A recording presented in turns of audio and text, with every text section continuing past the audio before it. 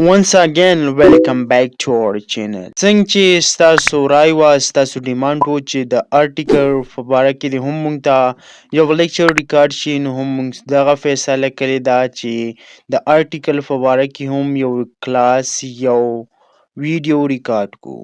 نو ارټیکل څه ته ویلی شي تاسو به ډېرې کلاسز د دې په باره کې کتي وي ډېر به هم د خلکو نه اورېدلي وي خو زیاتره کسان داسې وایي چې موږ ته چا په داسې طریقې سره نه دي ښودلي چې موږ پرې پوهه شو. نو بالکل په دې کلاس کې به موږ تاسو ته په داسې سمپل طریقې سره په سمپل میتھډ سره ارټیکل ایکسپلین کوو چې تاسو لاسه کې چې په دې به ماشومان هم پوهه شي او هغه کسان کوم چې سره د سکول په خوا او شا ورغلي نه دي هغه به هم په دې پوهه شي او د دې نه به ډېره فایده واخلي. نو راځئ د ارټیکل د سمندر ته ورننوځو او دې په باره کې knowledge gain کوو. So let's start it. ارټیکل د ټول نه مخکې موږ له پکار دی چې د ارټیکل په باره کې موږ زده کړه کوو نو اول موږ ارټیکل وپېژنو. ارټیکل څه ته ویلی شي زیاتره کسان د دې نه ناخبره دي او د ټول نه اسان ټاپک ارټیکل دی او زیاترو کسانو ته یو دردي سر جوړ شوی دی. ارټیکل د دې به موږ داسې ایکسپلینیشن کوو چې تاسو څوک وایي چې ارټیکل ماته ډیفاین کړه نو تاسو به داسې دا ډیفاین کوئ. Article is a word that is used before a noun. Article دا زموږ څخه هغه لفظ دی کوم چې موږ د یو ناون نه مخکې استعمالوو. دې ته په غور سره وګورئ په دې ډیفینیشن کې تاسو ته پوره مینینګ پروت دی پوره پوهه په دې کې پرته ده په دې معنی وه چې تاسو سمجھ کې راشي نو ستاسو په دغه ارټیکل ډېر په اسانه سره زده شي. ارټیکل دا زموږ څخه هغه الفاظ دي هغه لفظ دی کوم چې موږ د ناون نه مخکې استعمالوو. ارټیکل دا زموږ څخه هغه لفظ یا الفاظ دي کوم چې د یو ناون نه مخکې موږ استعمالوو. دا خو صحیح شوه د ارټیکل ډیفینیشن زموږ څخه دا شو چې دا زموږ څخه هغه لفظ دی کوم چې د ناون نه مخکې موږ استعمالوو. که تا ته څوک ووایي چې د ارټیکل فنکشن څه دی د دې کار څه دی تا چې ماته کوم وویل دا د دې ډیفینیشن دی دا د دې یو قسمه پیژنګلو ده ما وپېژندو صحیح ده ارټیکل موږ د ناون نه مخکې استعمالوو خو د دې فنکشن څه دی د دې کار څه دی د دې مطلب څه دی نو بیا تاسو په دې کې کنفیوز کیږئ مو نو بیا تاسو هغه ته په جواب کې داسې ویلی شئ. نو ارټیکل زموږ سره دا ډیفاین کوي چې آیا دا یو چیز زموږ سره سپیسیفیک دی یا نان سپیسیفیک دی یعنی دا پلانې چیز زموږ سره یو خاص چیز دی که نه یو عام چیز دی زموږ سره د ارټیکل فنکشن دا دی. نو زما امید دی چې تاسو به د ارټیکل ډیفینیشن باندې پوه شوي وي. ارټیکل دا زموږ سره دلته ختمیږي نه بلکې د دې یو دوه قسمه ټایپ هم زموږ سره دي هغه هم موږ زده کوو په ډیټیل سره صرف موږ د دې ډیفینیشن یادوو. نو اوس راځئ په ارټیکل کې ډیپ ورځو او د دې ټایپس هم زده کوو. څنګه چې موږ ته پته ده ارټیکل زموږ سره په دوه قسمه دي یو ته انډیفینټ ارټیکل وایي بل ته ډیفینټ ارټیکل وایي. اوس انډیفینټ ارټیکل څه ته وایي او ډیفینټ ارټیکل څه ته وایي. نو انډیفینټ ارټیکل دا ا ان دا چې کوم دي دې ته انډیفینټ ارټیکل وایي او ډیفینټ ارټیکل ټي ایچ ای دی چې کوم دی دې ته ډیفینټ ارټیکل وایي. نو موږ د ارټیکل دوه ټایپس هم وپېژندل یو ته انډیفینټ ارټیکل وایي بل ته ډیفینټ ارټیکل وایي. نو اوس به د انډیفینټ ارټیکل یوزز هم زده کوو او د ډیفینټ ارټیکل یوزز به هم زده کوو د دې څه استعمال دی او په کوم ځای کې استعمالیږي. نو راځئ دا هم په ډیټیل سره زده کوو. دا ویډیو به لږه لانګ کیږي خو په دې باندې به خفه کیږئ نه ځکه چې موږ یوه ویډیو لانګ کوو د دې لپاره د دې مقصد دپاره چې موږ په دې کې تاسو ته ښه ایکسپلینیشن وکړو ځکه چې دا به 3-4 منټه کې موږ هم شوه راټولولی چې تاسو ته مې ویلي وی چې د ارټیکل دوه ټایپس دي او ا ان او ټي ایچ ای او د دې یو څو استعمال هم درته ویلی وی خو نه موږ د کلاس نه ځان نه خلاصو بلکې موږ وو چې موږ تاسو ته داسې کلاس والو داسې ویډیو درته جوړه کړو چې په کومه تاسو وګورئ تر اخره پورې او تاسو دا مایند داسې جوړ کړئ چې تاسو د راروانې ویډیو هم په انتظار کې وئ چې بله به کله راځي او انشاءالله چې تاسو په کوم ویډیو باندې کوم مقصد دپاره کلیک کړی دی نو دا به تاسو بالکل ګین کوئ او داسې خالی به نه ځئ. نو اوس راځي د آرټیکل دغه کم ټایپس انډیفینټ او ډیفینټ آرټیکل چې دي د دې یوزز زده کوو استعمال یې زده کوو. نو اول د ټول نه مخکې انډیفینټ آرټیکل د ا او د ان استعمال زده کوو. اول به موږ د دې نه د ا راوالو د دې یوز به زده کوو د یوز اف ا. د ا استعمال څه دی؟ ا دا زموږ سره یو انډیفینټ آرټیکل دی. ا موږ د څه لپاره استعمالو؟ د ا مطلب دی یو، یعنی د ا مطلب څه دی؟ د ا مطلب دی 1. ا منګه هله استعمالو کله چې یو ټکي کې کانسونټ ساوند راشي نو د هغه نه مخکې منګه ا استعمال، یعنی کوم کانسونټ ساوند چې زموږ سره راشي د هغه نه مخکې منګه ا استعمالو. او ا به منګه د هغه ناون نه مخکې استعمالو، څنګه چې مخکې موږ په ډیفینیشن کې ویل چې د آرټیکل موږ د ناون نه مخکې استعمالو. نو ا به موږ د هغه ناون نه مخکې استعمالو کوم چې واحد وي یا د کم شمیر چې کیږي. او ا به موږ د کله چې کانسونټ ساوند زموږ سره د یو لفظ پیدا شي کریټ شي نو بیا به ا استعمالو. لکه زما په خیال تاسو په اوس هم پوه نه شوئ، راځئ یو څو اگزامپل ته وګورو. یعنی څنګه چې تاسو ته پته ده چې زموږ سره دوه قسمه ساوند وي، یو کانسونټ ساوند وي بل واول ساوند وي. نو کانسونټ هم تاسو پیژنئ او واولز به هم پیژنئ. که څوک یې نه پیژنئ نو راځئ زه درته لږ ایکسپلین کوم.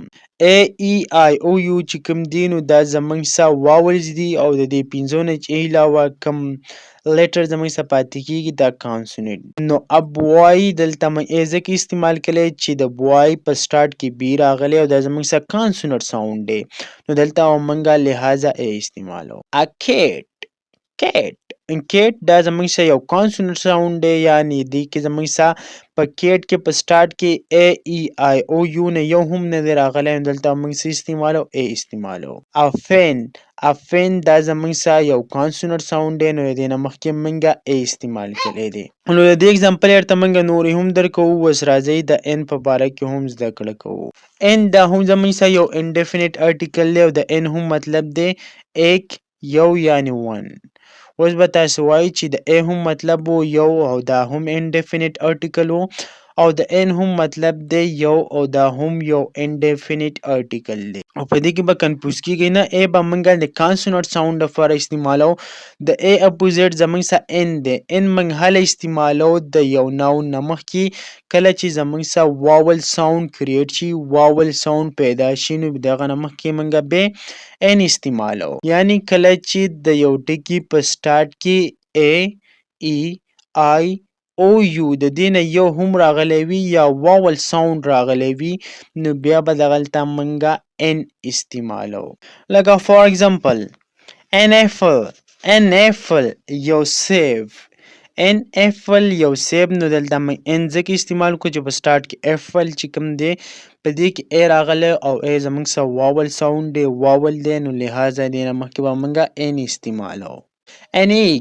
ان ایګ نو دا موږ ځکه استعمال کوو چې ای دا زموږ سره واول ساوند دی، واول دی نو دې نه مخکې موږ ان استعمال کوو.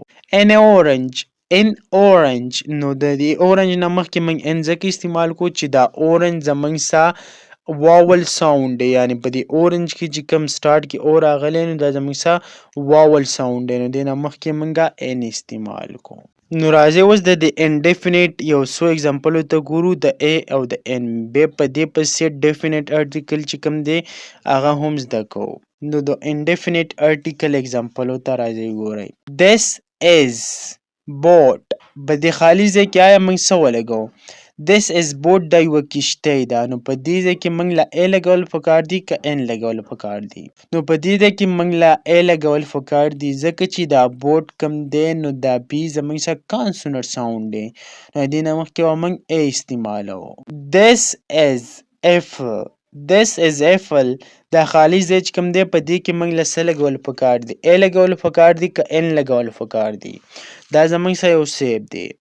نو دلته چې موږ څنګه مخکې ویل چې په دې کې موږ له ان لګول پکار دي ځکه چې دا زموږ سره ایفل دی او ایفل کې ا راغلی دی او دا زموږ سره واول ساوند دی. this is an apple. this is dog دا یو سپی دی. this is dog نو دلته موږ له په دې خالي ځای کې څه لګول پکار دي؟ دلته موږ له ا لګول پکار دي. this is a dog ځکه چې دا dog زموږ سره consonant sound دی.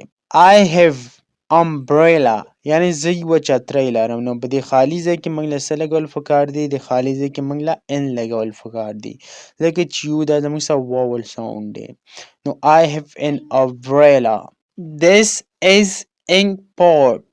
دا یو دوات دی یعنی یو د صحیح ډبی دی. This is import. نو دلته موږ له څه لګول پکار دي؟ ا لګول پکار دي که ان لګول پکار دي؟ نو موږ ته په کمنټ سیکشن کې وایي چې دلته موږ څه لګوو. نو اوس راځئ د دې په باره کې هم زده کړه کوو. دی دا زموږ سره یو ډیفینټ ارټیکل دی او دی موږ په کوم ځای کې استعمالوو.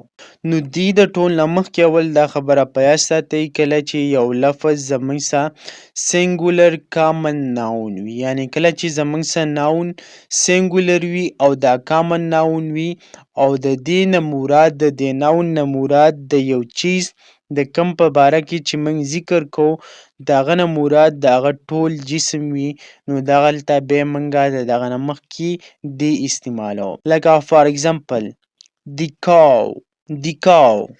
cow یعنی دی کاو ویلی شي غواته.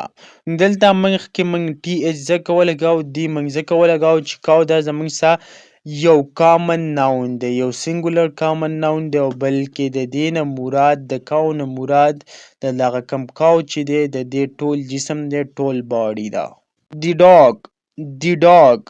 the dog نو ډاګ دا زموږ سره یو سینګولر کامن ناون دی، یعنی د ډاګ نه هر قسمه ډاګ کوته مراد کیدی شي. نو ډاګ دا زموږ سره سینګولر کامن ناون دی او د دې نه مخکې موږ ټي ایچ ای ځکه استعمال کړی چې دا زموږ سره سینګولر کامن ناون دی او بل د دې نه مراد د دغه ټول جسم دغه یو چیز کوم چې موږ یاد کړی یعنی کوم سپی چې موږ یاد کړی دې نه مراد دغه ټول جسم دی.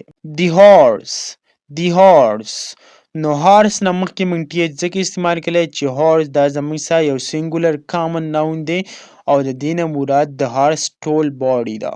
نو دا و د دې یو یوزز یو استعمال، د دې زموږ سره مختلف قسمه استعمالات دي. بل دی موږ د ډایرکشن دپاره هم استعمالوو، یعنی کم اطراف چې دي د دغه دپاره هم موږ دی استعمالوو. لکه فار اګزامپل د ایسټ مشرق یعنی ایسټ چې کوم دی د دې نه مخکې موږ دی ځکه استعمال کړی چې دا زموږ سره یو ډایرکشن. د ویسټ د نارت د ساوت یعنی کم ډایرکشن چې دی زموږ سره د دې نه مخکې هم موږ دی استعمالوو او بل دی دا موږ مختلف ځایونو کې نور هم استعمالوو. لکه دی دا چې کوم د دریاونو نومونه چې زموږ سره دي، د سمندرو، د غرونو، د قومونو، د جهازونو، دغه شان چې کوم اخبارونه، میګزین، د دې مختلف قسمه نومونه چې کوم دي د دې نه مخکې هم موږ دی استعمالوو.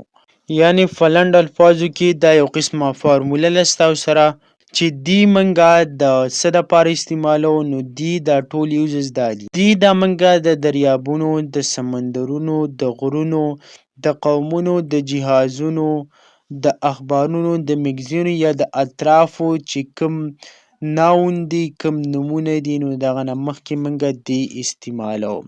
یا کوم د کتابونو نومونه چې زموږ سره دي نو دا هم د دې نه مخکې موږ دی استعمالولی شو او استعمالوي. راځئ د دې هم یو څو اګزامپلو ته ګورو. فار اګزامپل د انډس دا زموږ سره یو دریاب دی، یو دریا ده.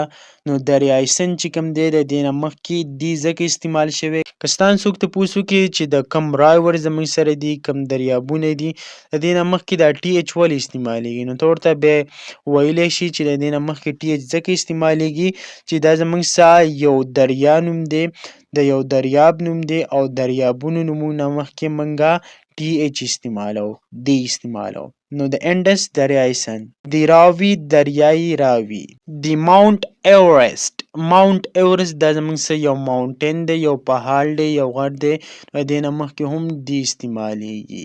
د مسلمز نه مخکې موږ دی ځکه استعمال کړی څنګه چې مخکې موږ ویل چې کوم قومونه چې د قومونو نومونو نه مخکې موږ دی استعمالوو، نو مسلمان دا یو قوم دی، مسلمان قوم، د دې نه مخکې د مسلمز موږ ځکه استعمال کړی. د F16 د F17 یا د F16 نه مخکې موږ دې ځکه استعمال کړی چې دا زموږ یو جهاز نوم دی او د دې نه مخکې موږ دې استعمال کړی چې دا زموږ دغه دې په کټګورۍ کې راځي.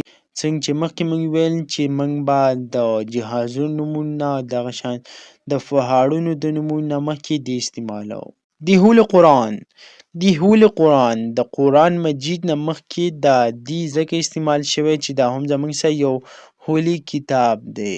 د بایبل د بایبل نه هم مخکې دې استعمال شوی. نو زما امید دی چې تاسو به د ارټیکل په استعمال باندې پوه شوي.